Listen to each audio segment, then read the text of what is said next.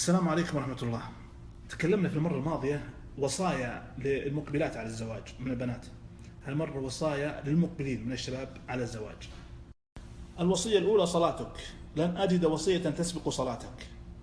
لن تحصل على علاقة قوية مع زوجتك وعلاقتك مع الله متوترة.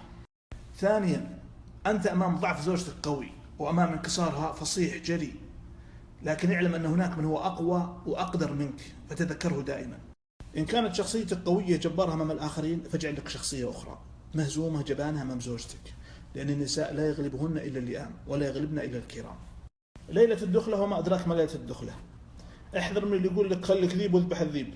خلي الأمور تأتي بتلقائية، ستجد نفسك أنجزت مهمة وبمتعة. يعني لا تجعل ليلة الدخلة متعة لك وعذاب على زوجتك، اجعلوها ذكريات جميلة لذيذة لكم سويا. داعب، تروى، اصبر، ترى مي بطايرة. بعدين نصيحة: اجعل القبلة والاحتضان منهج حياة يومي. ترى زوجتك مهما بلغت من جبروت كتلة مشاعر. سيطر على غضبك، لكن مهما بلغ غضبك احذر من مدة اليد. مدة اليد الآن غير مقبولة مطلقا، ولا يفعلها إلا أراد للرجال. كما أنك تريد جمال المظهر وطيب الرائحة، فهي تريد ذلك أيضا. طيب جسمك وطهر فمك، فقد كان النبي يطهر فمه لزوجته كما يطهره لصلاته. الفتاة تمر بظروف فسيولوجية جسدية تؤثر على مشاعرها، دورة، وحم، راع ذلك ولا تظنها مزاجية. اضغط على نفسك شوي واجعل مستوى معيشة زوجتك مقارب لأخواتها وكذلك لزوجات إخوانك. لا تجعلها أقل بكثير فتحزن، ولا أكثر بكثير فتفخر وتبطر. لا بد أن تدرك أن الحياة قد تغيرت، وأن الطريقة التي كان يدير بها أبوك وجدك حياتكم لم تعد مجدية. كن راقيا، دع التسلط والصراخ. إذا حصلت بينكم مشكلة وتأزمت هذه المشكلة، راجع حساباتك مع الله، ستجد هناك خلل. أصلح.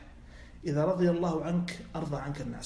وأخيرا، اترك شيء تذكرك به زوجتك وتفضلك به على غيرك. كن كريما أو مادحا لها أو ودودا أو رؤوفا رحيما، وإن جمعتها فلست زوجا بل ملاكا. واحدة من الأخوات أرسلت لي تعليقا على آخر نقطة، وهي اترك أثرا تفضلك به زوجتك على غيرك وتذكرك به دائما. قالت هذا الشيء اللي أفتقده. هذه الأخت تقول زوجي متوفي قبل 8 سنين، لكن حينما أتذكره يضيق صدري، تجيني كآبة، أحاول أترحم عليه أعجز، ما في شيء يحببني فيه.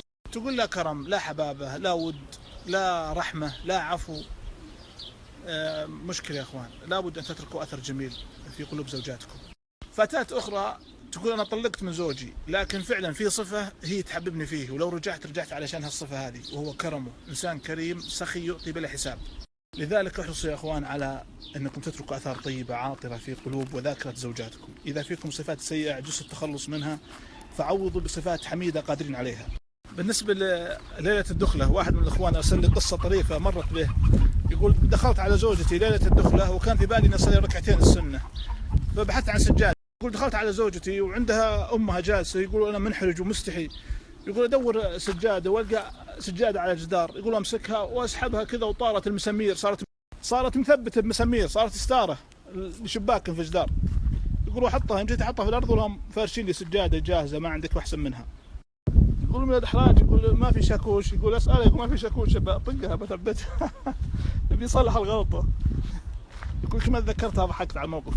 واحد ثاني يقول حنا بقرية، يقول ما أدري وش نظامهم، يدخلون على زوجتي، يقول حسبه خلاص ما عاد فيه.